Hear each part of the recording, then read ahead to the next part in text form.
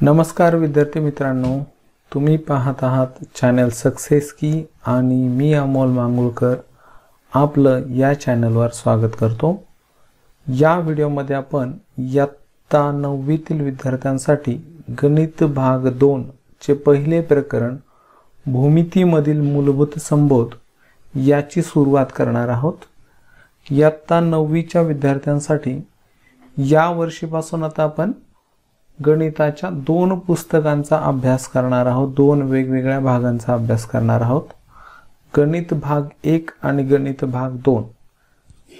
गणित भाग 1 मध्ये आपल्याला बीजगणितावर आधारित असणारे प्रकरण त्या भागामध्ये अभ्यासायचे आहेत आणि गणित भाग 2 मध्ये आपल्याला भूमितीवर आधारित असणारे प्रकरण आपण या ठिकाणी अभ्यासणार आहोत।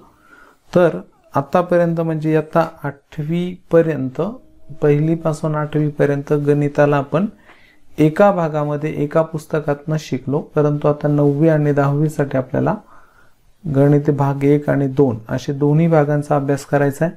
आणि हा दुसरा जो भाग आहे याची ओळख आपल्याला या अगोदर झालेली आहे, परंतु आपण काही ठराविक गुणधर्मांचा, ठराविक नियमांचा, भूमितीचा अभ्यास या अगोदर केलेला आहे।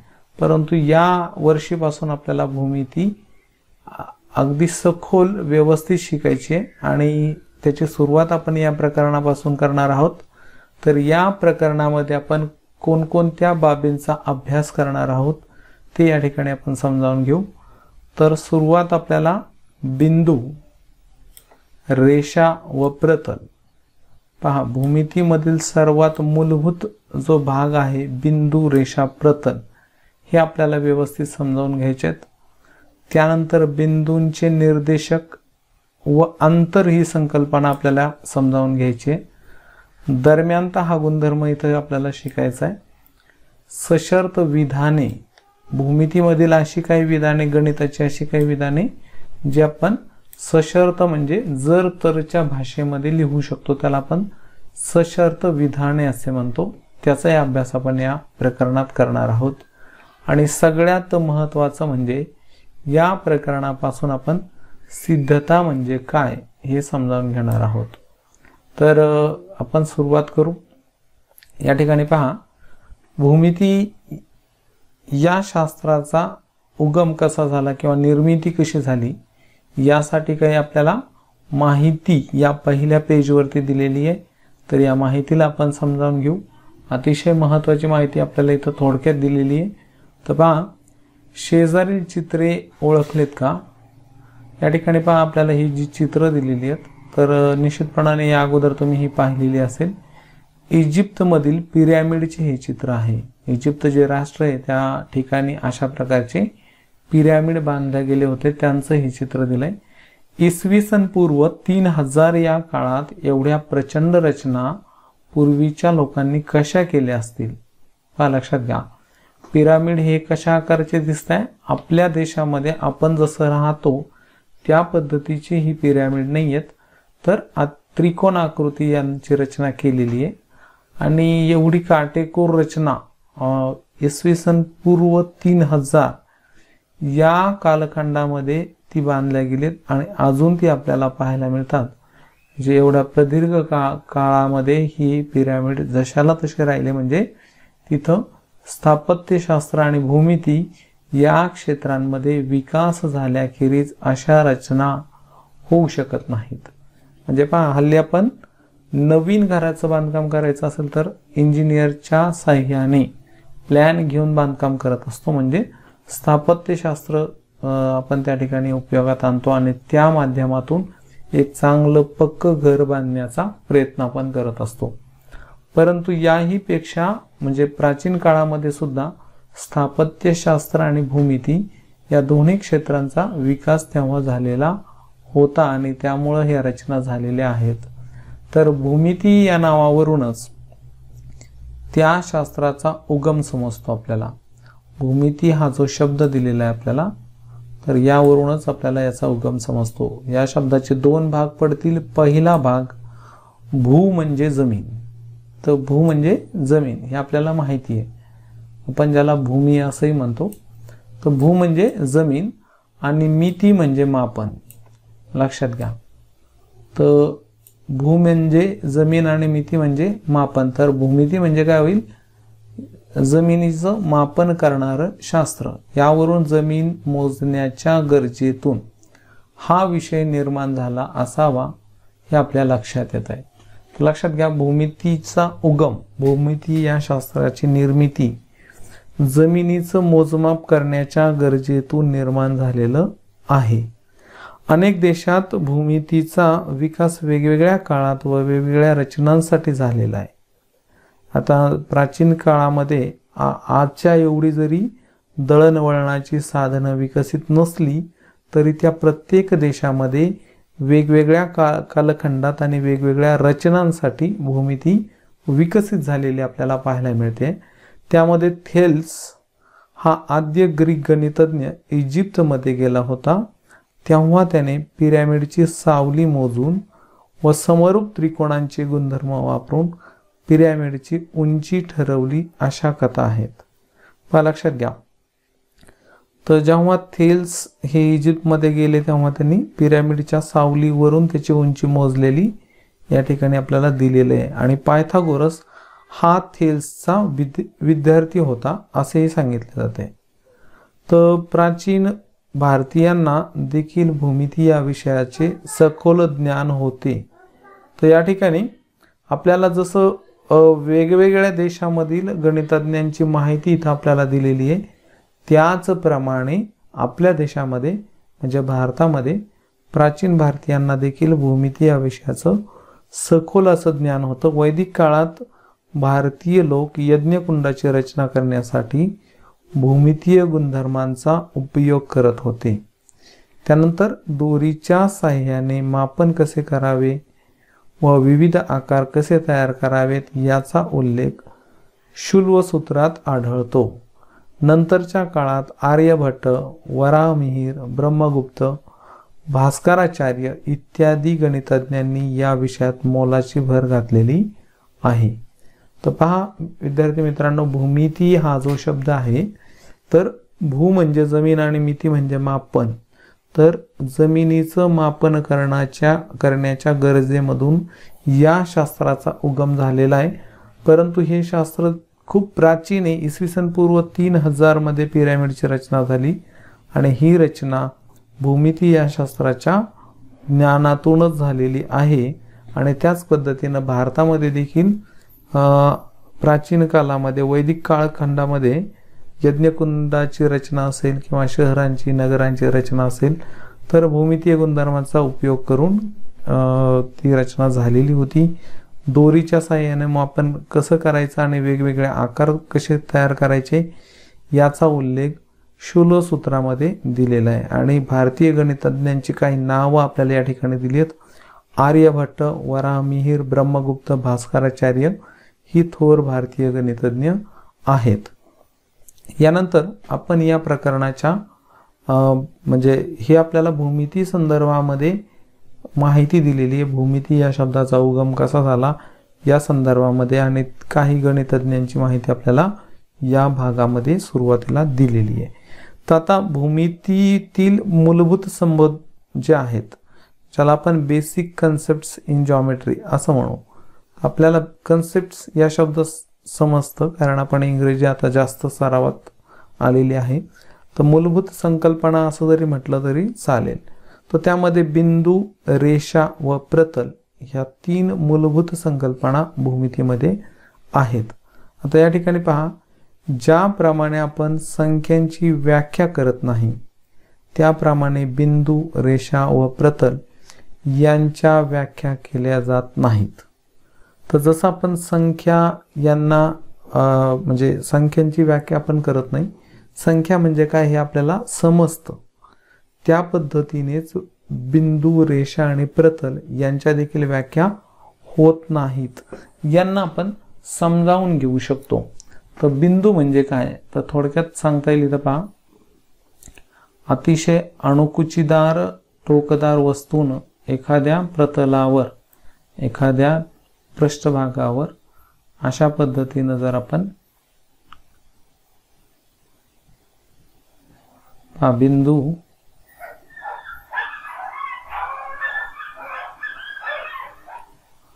बिंदू हे पहा, टोकदार वस्तूनं एखाद्या सपाट पृष्ठभागावर जर आपण अशा प्रकारे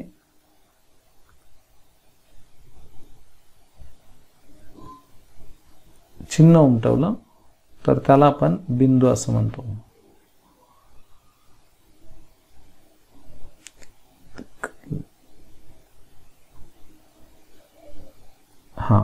तर या प्रकारची जी चिन्ह इथं तयार होतात, टोकदार अणुकुचीदार वस्तूंना आपण एखाद्या पृष्ठभागावर म्हणजे टोकदार वस्तू टेकवल्या जे चिन्ह आपल्याला मिळतं त्याला आपण बिंदू असं म्हणू शकतो. त्याला आपण पाहू शकतो, समजू शकतो. परंतु ही काही बिंदूची व्याख्या झालेली नाहीये. तर बिंदू म्हणजे काय हे आपल्या लक्षात येण्यासाठी इथं आपण म्हणजे त्याला समजावून घेतलंय की टोकदार धारदार वस्तू एखाद्या सपाट पृष्ठभागावर टेकवल्यास जे चिन्ह आपल्याला मिळतं त्या चिन्हाला आपण बिंदू म्हणू शकतो, असं आपण बिंदूला समजावून घेऊ. त्यानंतर रेषा म्हणजे काय, तर रेषा याची सुद्धा व्याख्या इथं आपल्याला करता येत नाहीये. तर रेषा याला आपण कसं समजावून घेऊ शकतो, समजा दोन भिंतींचा जो छेद असतो, दोन भिंतींचा छेद हा सरळ असतो आणि मग त्यावरून आपल्याला रेषा समजावू शकते. कोणत्याही वस्तूची कडा, उदाहरणार्थ समजा ही जर स्केल आहे, ही जर फुटपट्टी असं आपण गृहीत धरलं तर या फुटपट्टीची कडा ही सरळ रेषा दर्शवत असते. टेबल असेल, वही असेल, पुस्तक यांचे कडा म्हणजे काय असतं, यांच्या कडा यांना आपण रेषा, यावरून आपल्याला रेषा ही संकल्पना समजू शकते. आणि प्रतल, याला आपण प्रतल याची सुद्धा आपण व्याख्या करणार नाही, तर सपाट पृष्ठभाग म्हणजे प्रतल. टेबलाचा पृष्ठभाग असेल किंवा भिंत असेल किंवा पॅड, आपल्याजवळ आपण पॅड लिहिण्यासाठी हाताखाली जो वापरतो त्याचा पृष्ठभाग असेल, तर या सर्व पृष्ठभागांना आपण प्रतल असं समजू शकतो. तर या ठिकाणी पहा, ह्या भूमितीमधील मूलभूत संकल्पना आहेत म्हणून यांचा व्याख्या आपण करत नाही. तर पहा, या ठिकाणी रेषा व प्रतल हे बिंदूंचे संच आहेत. म्हणजे सगळ्यात मूलभूत जो घटक आहे भूमितीमधील तो आहे बिंदू. आणि बिंदू असे अनेक बिंदू एकत्रित आले, संग्रहित झाले की तो बिंदूंचा समूह म्हणजे संच होईल. या अगोदर आपण संच हे प्रकरण शिकलोय, तर संच म्हणजे काय हे तुमच्या लक्षात येईल. तर या बिंदूंचा संच म्हणजेच रेषा व प्रतल असतात. म्हणजे रेषा व प्रतल या बिंदूंमुळेच तयार होतात असं म्हणता येईल. तर रेषा म्हणजे सरळ रेषा असते. रेषाला आपल्याला सरळ असं समजून घ्यायचं आहे. म्हणजे रेषा ही या पद्धतीनं जरी तुम्ही आकृती चित्र वगैरे काढताना असं रंगवत असले, वेगवेगळ्या तिरक्या गोलाकार अशा रेषा काढत असले तरी या वक्र रेषांना आपण रेषा असं समजणार नाही. भूमितीमध्ये सरळ रेषा म्हणजेच रेषा असं आपण गृहीत धरणार आहोत. तर यानंतर आपल्याला या प्रकरणामध्ये बिंदूंचे निर्देशक आणि अंतर या मूलभूत संकल्पनेचा अभ्यास करायचा आहे. तर या ठिकाणी यानंतर म्हणजे 9वी पासून 9वीत आणि 10वी मध्ये निर्देशक हा शब्द आपण वारंवार वापरणार आहोत. आलेख काढताना निर्देशक हा शब्द वापरला जातो. त्यानंतर निर्देशक भूमिती 9वी आणि 10वी या दोन्ही वर्गामध्ये आपण शिकणार आहोत. तेव्हा आपण निर्देशक या शब्दाचा उपयोग करणार आहोत. तर निर्देशक म्हणजे काय हे आपण या ठिकाणी समजावून घेऊ. आधी इथं आपल्याला एक संख्या रेषा दिलेली आहे आणि या संख्या रेषेचं निरीक्षण केलं असता, आणि सगळ्यात महत्त्वाची गोष्ट आहे, भूमिती हा विषय आपल्याला व्यवस्थित समजण्यासाठी, शिकण्यासाठी तुम्हाला एक चांगली निरीक्षण शक्ती असणं गरजेचं आहे. अतिशय सोपा असणारा हा विषय, परंतु चांगल्या पद्धतीनं निरीक्षण जेव्हा तुम्ही करायला शिकाल तेव्हा तुम्हाला हा विषय अत्यंत सोपा वाटायला लागेल. तर या संख्यारेषेचं निरीक्षण केल्यास आपल्या असं लक्षात येतं की या संख्या रेषेवर ज्या पद्धतीने संख्या दिलेल्या आहेत तसंच या ठिकाणी बिंदू देखील दिलेले आहेत. तर पहा, रेषेच्या खालच्या बाजूनं पूर्णांक संख्या दर्शवल्यात आणि वरच्या बाजूने या ठिकाणी आपल्याला बिंदू दिलेले आहेत ए बी सी, त्यानंतर ओ डी ई, हे सर्व बिंदू या ठिकाणी दिलेत. मग इथं जर पुन्हा बारकाईनं बघितलं तर लक्षात येत आहे, वरती बिंदू ए दिलेला आहे, हा बिंदू येतो ज्याचं नाव आपल्याला ए न दर्शवलेलं आहे आणि त्याच्या खाली -5 ही संख्या दर्शवलेली आहे. तसंच इथं वरती बी हा बिंदू आहे, खाली -3 ही संख्या दर्शवली आहे. वरती बिंदू सी -2 ही संख्या सी बिंदूशी निगडीत दर्शवलेली आहे. ओ बिंदूशी निगडीत असणारी संख्या 0 दर्शवली आहे. डी शी निगडीत संख्या 1 आणि ई शी निगडीत असणारी 3. म्हणजे जसं आता इथं बिंदूंशी निगडीत संख्या आपल्याला पाहायला मिळतात, त्या याच्या उलटही आपल्याला म्हणता आलं असतं की इथं या ठिकाणी संख्यांशी निगडीत असणारे बिंदू देखील आपल्याला इथं दिलेले आहेत. तर इथं पहा, 3 या संख्येशी निगडीत असणारा बिंदू ई आहे, 1 या संख्येशी निगडीत असणारा बिंदू डी, 0 शी निगडीत असणारा बिंदू ओ, -2 या संख्येशी निगडीत असणारा बिंदू सी, -3 शी निगडीत असणारा बिंदू बी आणि -5 या संख्येशी निगडीत असणारा बिंदू ए आहे.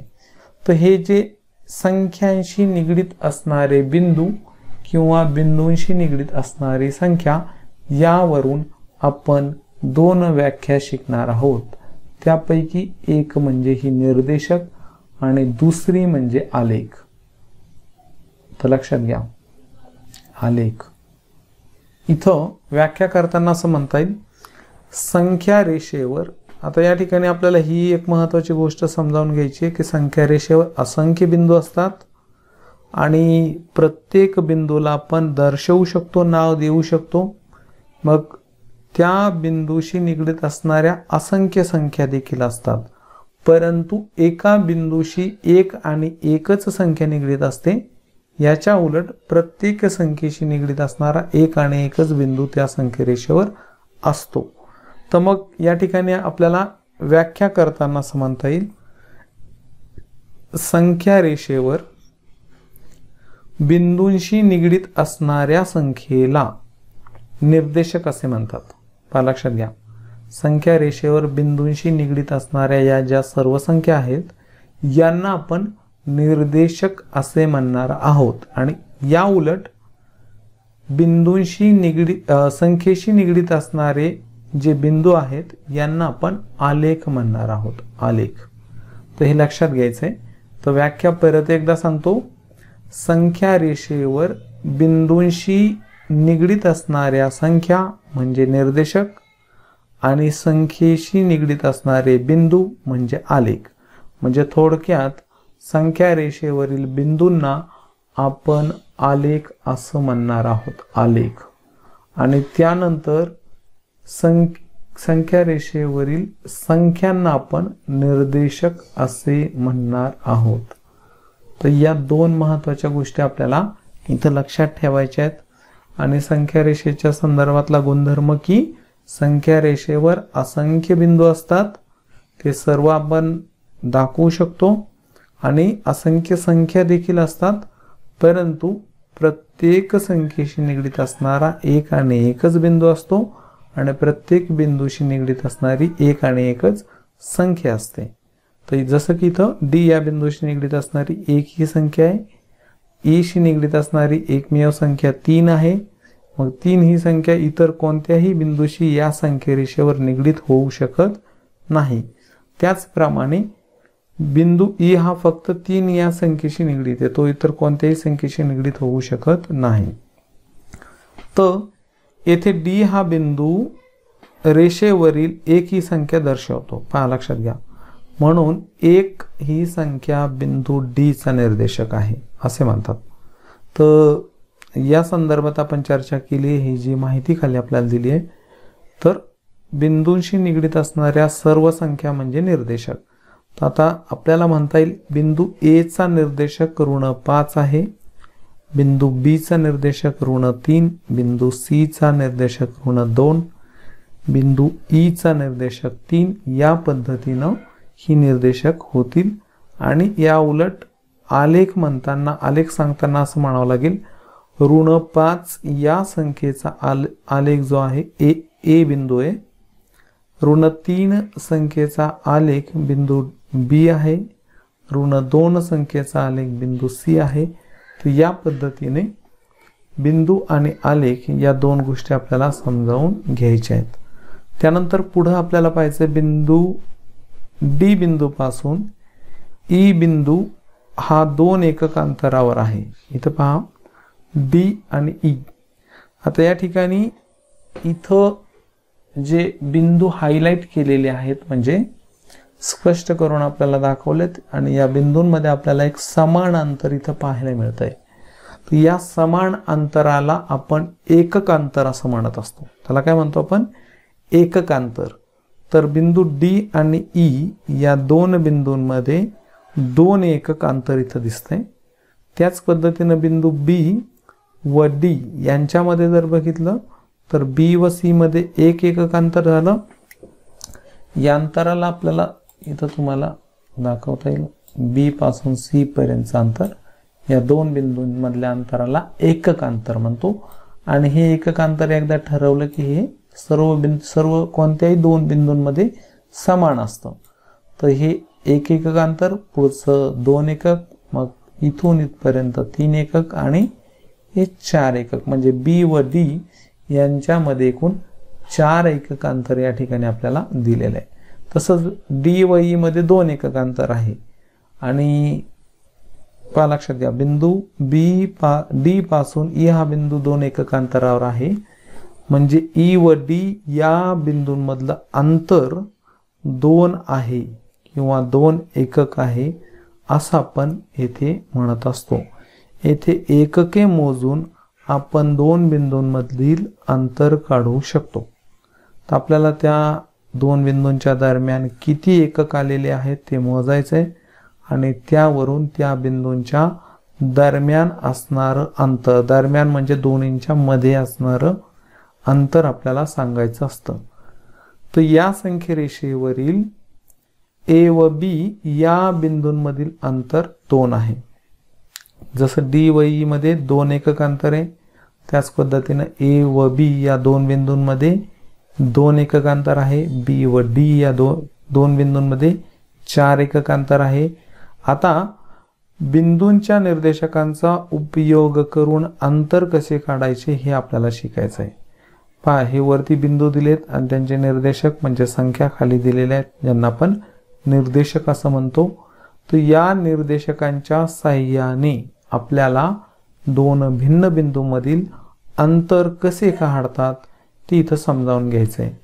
तर 2 बिंदूंमधील अंतर काढणे म्हणजे त्या बिंदूंच्या निर्देशकांपैकी मोठ्या निर्देशकातून लहान निर्देशक वजा करणे हे असतं. तर अंतर म्हणजे काय तर हे इथं आपल्याला हायलाइट करतोय मी.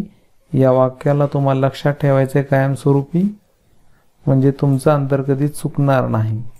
पहा 2 बिंदूंमधलं अंतर काढणे म्हणजे त्या बिंदूंच्या निर्देशकांपैकी मोठ्या निर्देशकामधून लहान निर्देशक वजा करणे असतं. याचं उदाहरणही आपल्याला दिलेलं आहे ते आपण इथं समजावून घेणार आहोत. पहा डीई हे जे अंतर आहे हे कशा प्रकारे काढल्या जाईल तर सुरुवातीला डी बिंदू दिला तर त्याचा निर्देशक काय आहे ते आपण लिहिणार आहोत. तर डी बिंदूचा निर्देशक 1 आहे आणि पुढे ई बिंदूचा निर्देशक काय दिलाय आपल्याला 3. दोन्ही बिंदूंचे निर्देशक आपण लिहिले. आता या निर्देशकांची तुलना करायची कारण निर्देशक म्हणजे संख्या आहेत आणि संख्यांची आपण तुलना करू शकतो, लहान मोठेपणा ठरवू शकतो.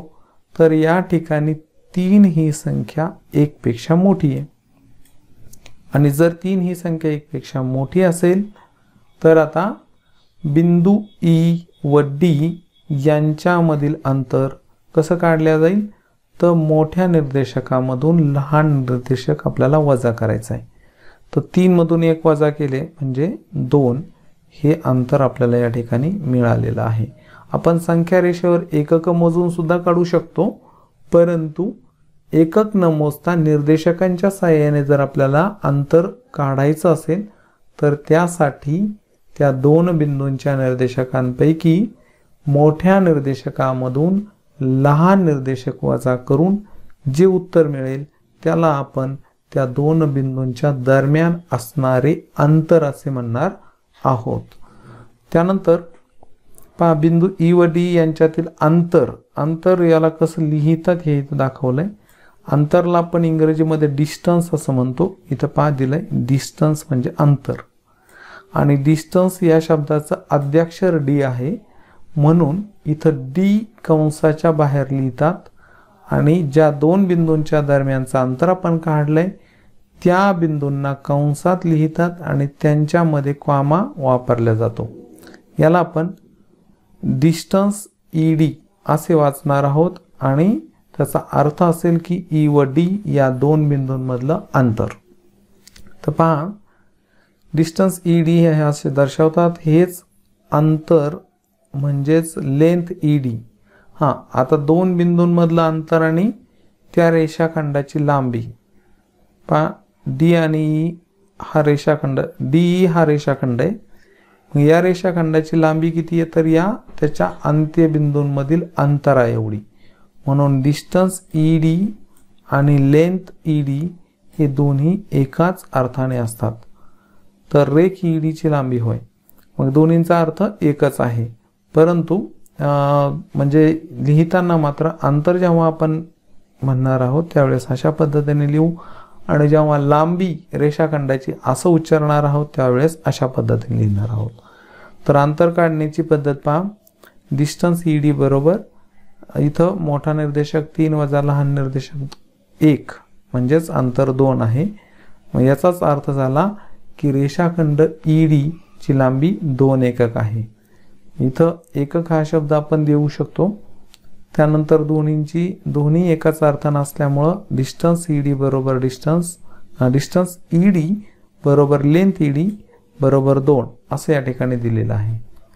तर त्यानंतर आता इथं एक महत्त्वाचं अंतर आपल्याला पुन्हा शिकायचं आहे. सी व डी या दोन बिंदूंमधलं अंतर. इथं आकृती बघा. सी बिंदूचा निर्देशक -2 आहे आणि डी बिंदूचा निर्देशक 1 आहे. तर आपल्याला माहिती आहे की ऋण संख्या ही धनसंख्येपेक्षा लहान असते. मग सी बिंदूचा निर्देशक लहान आहे आणि डी बिंदूचा निर्देशक मोठा आहे. मग सी डी हे डिस्टन्स म्हणजे अंतर काढताना आपल्याला इथं सुद्धा मोठ्या निर्देशकामधून म्हणजे 1 मधून लहान निर्देशक -2 वजा करायचा आहे. तर तो करताना काय केलं आपण, डिस्टन्स सी डी बरोबर या दोन संख्यांपैकी मोठा निर्देशक 1 वजा लहान निर्देशक -2 कंसामध्ये घेतलाय. मग वजा गुणिले वजा म्हणजे अधिक या ठिकाणी आलाय. 1 अधिक 2 यांची आता इथं लक्षात घ्या, लहान निर्देशक जेव्हा ऋण असेल आणि मोठा निर्देशक जेव्हा धन असेल तेव्हा त्या दोन निर्देशकांच्या बेरीजे एवढं अंतर असतं. हा नियम केव्हा लागू होईल, जेव्हा मोठा निर्देशक धन आहे आणि लहान निर्देशक ऋण आहे. तर त्या दोन निर्देशकांची बेरीज म्हणजेच त्या दोन बिंदूंमधलं अंतर. का, कारण इथं आपण मोठ्या निर्देशकामधून लहान असणारा ऋण निर्देशक जेव्हा वजा करतो त्यावेळेस वजा गुणिले वजा म्हणजे अधिक मध्ये ते रूपांतरित होतं, आणि म्हणून त्या दोन निर्देशकांची बेरीज हे त्या दोन बिंदूंमधलं अंतर असतं.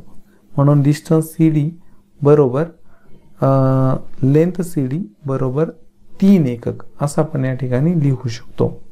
तर विद्यार्थी मित्रांनो, या दोन उदाहरणावरून तुम्हाला अंतर म्हणजे काय हे नक्की लक्षात आलं असेल. याच पद्धतीनं जर समजा आता दोन्ही निर्देशक जर ऋण असतील तर अशा वेळी काय करायचंय, तर इथं डिस्टन्स ए बी या संख्यारेषेसाठी आपल्याला दाखवलंय. तर ए बिंदूचा निर्देशक -5 आहे आणि बी बिंदूचा निर्देशक जो दिलाय तो -3 दिलेला आहे. मग दोन्ही बिंदूंचे निर्देशक या ठिकाणी आपल्याला ऋण दिलेले आहेत, आणि ऋण संख्यांचा नियम आपल्याला माहिती आहे की ऋण संख्या जेवढी मोठी असते तेवढी ती लहान असते. म्हणजे थोडक्यात -5 ही संख्या -3 या संख्येपेक्षा लहान आहे. आणि मग इथं तोच नियम आपण वापरणार आहोत. ए बी हे अंतर काढताना इथं लिहिलं आपण.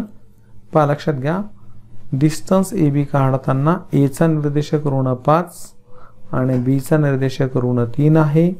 मग -3 ही संख्या -5 पेक्षा मोठी आहे आणि म्हणून डिस्टन्स ए बी बरोबर -3 वजा -5. तर मग यावेळी काय होतंय पहा लक्षात घ्या, हे -3 आपण अंतर काढताना काय करत असतो, वजाबाकीची क्रिया करतो. मोठ्या निर्देशकामधून लहान निर्देशक प्रत्येक वेळेस वजा करतो. तर -3 वजा -5, तर वजा गुणिले वजा म्हणजे परत इथं काय झालंय अधिक. मग -3 अधिक 5 म्हणजे काय होईल, आता एक संख्या ऋण आहे आणि दुसरी संख्या धन आहे. तर अशा वेळी आपल्याला मोठ्या संख्येमधून लहान संख्या वजा करून मोठ्या संख्येचं उत्तराला चिन्ह द्यायचं असतं. आणि म्हणून इथं 5 मधून 3 गेले म्हणजे 2 एकक अंतर आपल्याला या ठिकाणी मिळत आहे. तर वरील सर्व उदाहरणात दिसून येते की दोन भिन्न बिंदूंमधील अंतर ही धनसंख्या असते. आपण वेगवेगळ्या प्रकारचे उदाहरणे या ठिकाणी घेतलेले आहेत. म्हणजे दोन्ही निर्देशक धन असताना, एक निर्देशक धन आणि एक ऋण असताना आणि दोन्ही निर्देशक ऋण असताना आपण बघितलंय की अंतर हे प्रत्येक वेळेस धनसंख्या मिळते. तसेच पी क्यू एकच बिंदू असतील तर डिस्टन्स पी क्यू हे 0 असू शकतं. म्हणजे पी व क्यू एकाच जागेवर आपल्याला दिले असतील. समजा इथं बिंदू पी दिलेला आहे आणि त्याच्या खाली बिंदू क्यू दिलेला आहे. म्हणजे 4शी निगडीत असणारे दोन्ही बिंदू आहेत. एक बिंदू आपल्याला वरच्या साह्याने दाखवलाय आणि एक बिंदू आपल्याला खालच्या साह्याने दाखवला. तर दोन्ही बिंदूंचे निर्देशक या ठिकाणी समान होतील. म्हणून मग 4 मधून 4 वजा केल्यास अंतर आपल्याला 0 मिळेल. तर डिस्टन्स पी क्यू हे अंतर जेव्हा दोन्ही बिंदूंचे निर्देशक समान असतात अशा वेळी अंतर हे काय असतं, 0 असतं. परंतु ते ऋण नसतं. लक्षात घ्यायचंय, अंतर ही धनसंख्या असते नाहीतर 0 असते.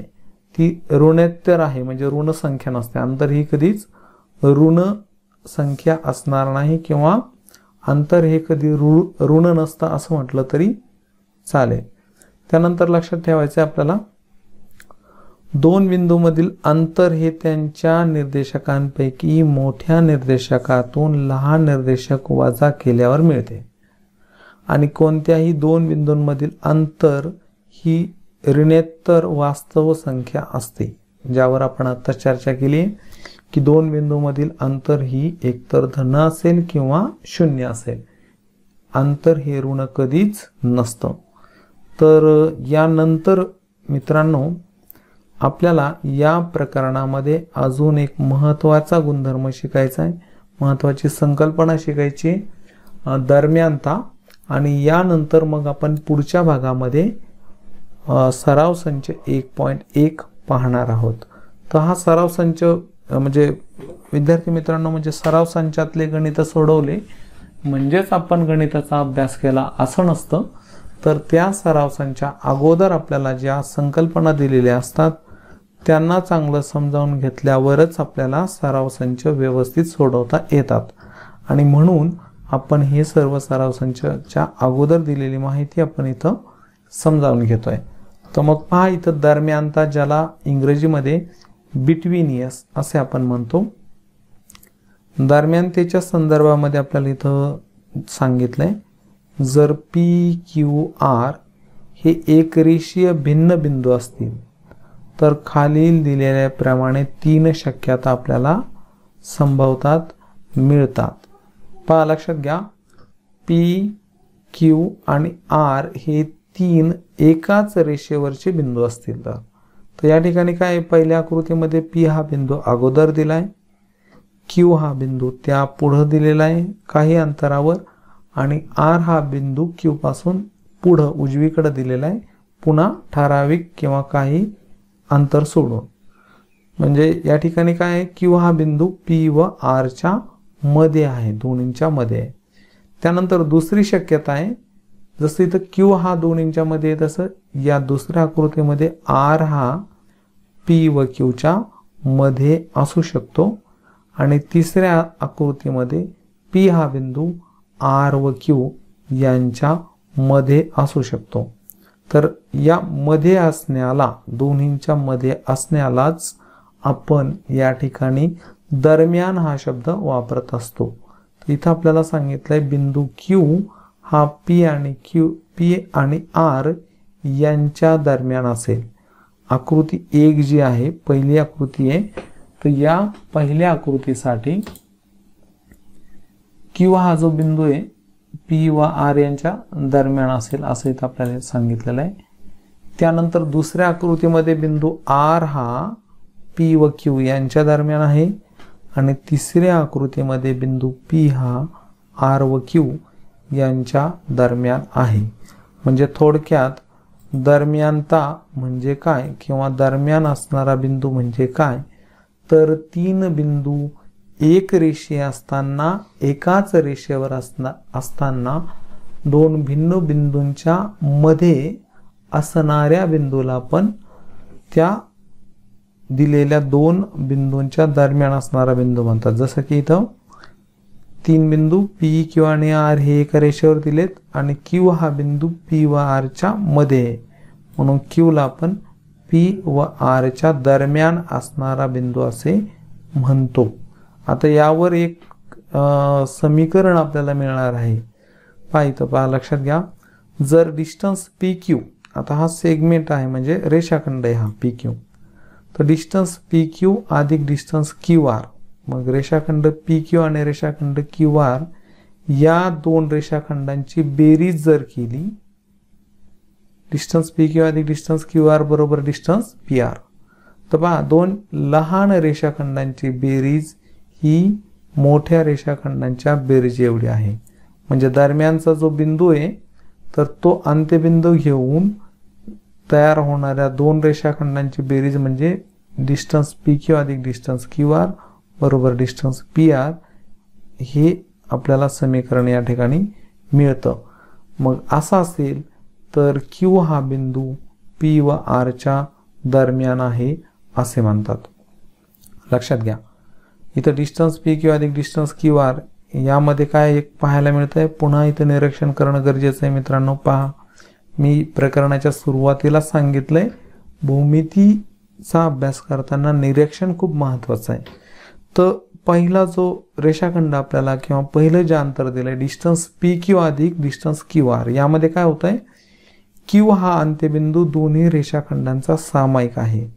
मग सामायिक अंत्यबिंदू असणाऱ्या 2 लहान रेषाखंडांची बेरीज जर मोठ्या रेषाखंडा एवढी येत असेल, म्हणजे त्यांच्या त्या 2 सामायिक अंत्यबिंदू सोडून इतर असामायिक अंत्यबिंदूंच्या एवढी येत असेल, तर मग अशा वेळी हा मधला सामायिक असणारा जो अंत्यबिंदू असतो तो असामायिक अंत्यबिंदूंच्या दरम्यान आहे असं म्हणतात. म्हणजे थोडक्यात इथं Q हा बिंदू P व R च्या दरम्यान आहे असे म्हणतात. आणि दरम्यानता दाखवताना P, इथं हे चिन्ह म्हणजे दरम्यानचं आहे, P ज्याला आपण डॅश न वाचता Q दरम्यान P व R किंवा P दरम्यान Q दरम्यान R असंही या ठिकाणी वाचू शकतो.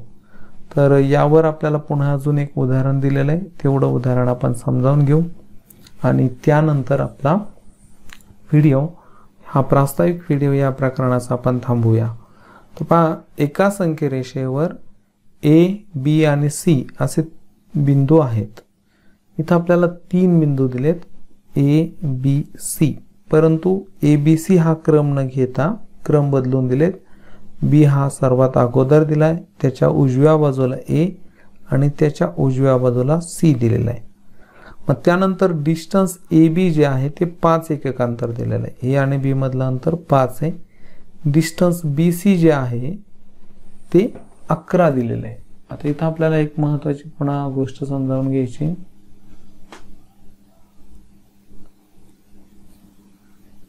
AB हे अंतर इथून इथपर्यंत आहे, A व B बिंदूच्या दरम्यान आहे. आणि त्यानंतर बी सी अंतर, तर बी पासून सी पर्यंतचं अंतर हे किती दिलंय आपल्याला, किती सांगितलंय, 11 एकक.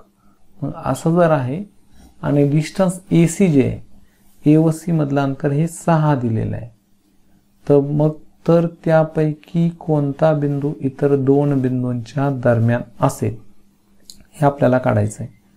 म्हणजे 3 अंतर दिलेले आहेत. डिस्टन्स ए बी हे एक अंतर दिलं, डिस्टन्स बी सी हे दुसरं अंतर दिलं आणि डिस्टन्स ए सी हे तिसरं अंतर आपल्याला दिलंय. तर यापैकी कोणता बिंदू इतर दोन बिंदूंच्या दरम्यान असेल हे आपल्याला या ठिकाणी काढायचं आहे. मग हे काढताना एक महत्वाची गोष्ट पुन्हा समजावून घ्यायची. 3 अंतरापैकी लहान 2 अंतर जे आहेत ते आपण विचारात घेणार आहोत. तर लहान 2 अंतर ए बी आणि ए सी, डिस्टन्स ए बी व डिस्टन्स ए सी हे 2 लहान अंतर आहेत 11 पेक्षा. आणि म्हणून येथे पहा, ए बी आणि सी यापैकी कोणता बिंदू इतर दोन बिंदूंच्या दरम्यान आहे हे आपल्याला या खालील पद्धतीने ठरवायचं आहे. म्हणजे सर्वात मोठं अंतर आपण अगोदर लिहून टाकलं, त्याला समीकरण नंबर दिलेलं आहे 1. त्यानंतर सांगितल्या पद्धतीनं 2 लहान अंतराची आपल्याला बेरीज करायची आहे. डिस्टन्स ए बी अधिक डिस्टन्स ए सी यांची आपण बेरीज केली तर ती बेरीज आपल्याला 11 मिळाली. 11 याला समीकरण नंबर 2 केलं. मग पहा, डिस्टन्स बी सी हे देखील 11 होतं आणि या 2 लहान अंतरांची बेरीज देखील 11च आहे. म्हणजे समीकरण 1 आणि 2 यांच्या उजव्या बाजूतील किमती सारख्याच आल्यात, उजवी बाजू समान आहे. आणि म्हणून या समीकरणाची ही डावी बाजू आणि समीकरण 2 ची डावी बाजू म्हणजे डिस्टन्स बी सी आणि समीकरण 2 मध्ये डिस्टन्स ए बी अधिक डिस्टन्स ए सी यांची बेरीज समान आहे. लक्षात घ्या, डिस्टन्स बी सी हे डिस्टन्स ए बी अधिक डिस्टन्स ए सी यांच्या बेरीज एवढा आहे असं आपल्याला या ठिकाणी म्हणता येईल. आणि मग या 2 अंतरामध्ये ए हा बिंदू सामायिक आलेला आहे. 2 छोट्या अंतरामध्ये ए बिंदू सामायिक दिसतोय आणि म्हणून बिंदू ए हा बी व सी यांच्या दरम्यान आहे असं म्हणतात. तर लक्षात घ्या मित्रांनो, जर मोठ्या रेषाखंडामधील अंतर किंवा मोठ्या रेषाखंडाची लांबी किंवा ज्या 2 बिंदूंमधील अंतर सर्वात जास्त आहे तेवढं जर 2 लहान म्हणजे 2 जे लहान अंतर आहेत त्यांची बेरीज ही मोठ्या अंतरा एवढी जर आली तर लहान अंतराच्या बेरीजेमध्ये जो बिंदू सामायिक असतो, जो अंत्यबिंदू सामायिक असतो, तो या 2 उरलेल्या असामायिक बिंदूंच्या दरम्यान असतो. तर ए हा बिंदू बी व सी च्या दरम्यान आहे असं आपण या ठिकाणी म्हणणार आहोत. तर यावरून विद्यार्थी मित्रांनो, ही अतिशय महत्त्वाची असणारी संकल्पना दरम्यानता तुम्हाला नक्कीच समजली असेल अशी अपेक्षा आहे. आणि आता या दरम्यानतेचा उपयोग करून आपल्याला वेगवेगळे उदाहरणं सोडवायला सांगितलेली आहेत. याचं शेवटचं उदाहरण इथं दिलंय, हेही समजावून घेऊ ज्यामुळे तुम्हाला दरम्यानता ही संकल्पना अधिक स्पष्ट होईल. आणि त्यानंतर आपण व्हिडिओ थांबवणार आहोत. तर एका रस्त्यावर सरळ रेषेत यू व्ही व ए हे 3 शहरे आहेत. एक सरळ रस्ता आहे अशा प्रकारे असा जाणारा आणि 3 शहरं दिलेले आहेत यू व्ही आणि ए. यू व ए या 2 शहरांमधलं अंतर 215 किलोमीटर आहे. व्ही व ए या 2 शहरांमधील अंतर 140 किमी आणि यू व व्ही यामधील अंतर 75 किमी आहे. तर कोणते शहर कोणत्या 2 शहरांच्या दरम्यान असेल? तर 3 शहर आहेत आणि त्यापैकी प्रत्येक 2 शहरांच्या दरम्यान असणारं अंतर आपल्याला दिलेलं आहे. तर इथं आपण पहा, यू व ए यांच्यामधील अंतर 215 आहे म्हणून डिस्टन्स यू ए बरोबर 215 असं इथं लिहिलं. अगोदर हे डिस्टन्स लिहिलं. त्यानंतर डिस्टन्स व्ही व ए यांच्यामधलं अंतर 140 आणि डिस्टन्स यू व्ही 75 हे दिलेली माहिती आहे. दिलेली माहिती म्हणजे आपण याला पक्ष म्हणत असतो, ते आपण पुढं पाहणारच आहोत. त्यानंतर आता काय करायचंय, हे सर्वात मोठं अंतर कोणतं आहे 215, मग याला थोडं बाजूला ठेवायचंय. मग लहान दोन अंतर जे दिलेले असतात त्या लहान दोन अंतराची आपल्याला इथं बेरीज करायची आहे. म्हणून डिस्टन्स VA अधिक डिस्टन्स UV अधिक डिस्टन्स VA या दोन अंतरांची आपण बेरीज करणार आहोत. UVA जे डिस्टन्स आहे ते 75 अधिक VA याची किंमत 140, या दोन्हींची बेरीज करून उत्तर आलेलं आहे 215. म्हणजे दोन लहान डिस्टन्स जे आहे, दोन लहान जे अंतर आहे त्यांची बेरीज मोठ्या अंतरा एवढी आली. तर मोठं अंतर सुद्धा 215च आहे आणि म्हणून आपल्याला इथं डिस्टन्स UA बरोबर डिस्टन्स UV अधिक डिस्टन्स VA असं या ठिकाणी समीकरण लिहिता येईल. आणि हे समीकरण लिहिल्यानंतर आपल्या लक्षात येईल की या दोन लहान अंतरांमध्ये V हा बिंदू सामायिक आलाय, म्हणून V हा बिंदू असामायिक बिंदू U आणि A यांच्या दरम्यान आहे. म्हणून आपण असं लिहिणार V हे शहर U व A या शहरांच्या दरम्यान आहे. तर विद्यार्थी मित्रांनो, हा भाग थोडासा मोठा जरी झाला असला तरी अत्यंत महत्त्वाचा होता, ज्यामध्ये आपण भूमिती म्हणजे काय, बिंदू, रेषा, प्रतल, त्यानंतर आलेख, निर्देशक आणि या ठिकाणी दरम्यानता या सर्व संकल्पनांचा अभ्यास या ठिकाणी केलाय. नक्कीच तुम्हाला समजला असेल ही अपेक्षा. हा भाग तुम्हाला कसा वाटला हे कमेंटच्या माध्यमातून नक्की कळवा. आवडल्यास जरूर लाईक करा आणि आपल्या मित्रांना शेअर करा. आणि विद्यार्थी मित्रांनो, आतापर्यंत आपण चॅनल जर सबस्क्राईब केलं नसेल तर नक्की सबस्क्राईब करा आणि बेल बटन दाबा, ज्यामुळे तुम्हाला येणाऱ्या नवीन व्हिडिओची माहिती मिळत राहील. आणि दुसरी महत्त्वाची गोष्ट, बऱ्याच विद्यार्थ्यांना दुसरे व्हिडिओ चॅनलवरचे या पुढचे या आधीचे व्हिडिओ सापडत नाहीत. तर यासाठी व्हिडिओ हा संपूर्ण पाहायचा आहे. तुम्ही संपूर्ण पाहिल्यानंतर शेवटच्या काही सेकंदामध्ये तुम्हाला इतर व्हिडिओच्या लिंक तिथं दिसत आहेत स्क्रीनवरती, किंवा इथं वरती व्हिडिओ चालू असताना एक आय बटन दिसत असतं आणि त्या ठिकाणी व्हिडिओच्या लिंक तुम्हाला दिलेल्या असतात. हा व्हिडिओ संपूर्ण संपल्यानंतर तुम्हाला इथं दिलेला व्हिडिओ बघायचा आहे का शेवटी दिलेले व्हिडिओ बघायचे हे तुम्ही ठरवायचं असतं. या ठिकाणी आपण थांबूया. भेटू पुढच्या व्हिडिओमध्ये. धन्यवाद.